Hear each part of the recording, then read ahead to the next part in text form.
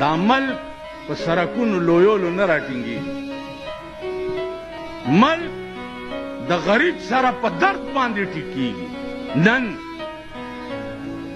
هره ورځ بجلی دومره پیسې ګرانه شو، دومره روپۍ سوی ګیس 10% ګران شو، پلانې 10% ګران شو. خدای ته وګورئ، یعنی غریب سړی به چېرته پکې لاندې هم نه کېږي، پکې لاندې. وہی ہم کو تو میسر نہیں مٹی کا دیا بھی،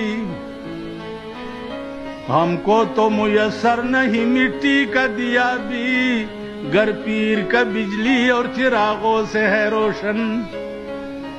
زدی پکی لاندې نشم کېناستی، ستا بنگلا فری، بجلی فری، گیس فری، محل فری، خوراک فری، گارد فری، د شاهانو ارس فری، او غریبانو پسې دا دکانداران دي. ټوله ورځ پې سړي ګرځي، دا فارم والی دا څه شی دی لکه اکسایز اینډ ټیکسیشن، اکسایز اینډ ټیکسیشن. هغه ورځ یو راغی اکسایز اینډ ټیکسیشن، موزه وزه د ګډې زویه.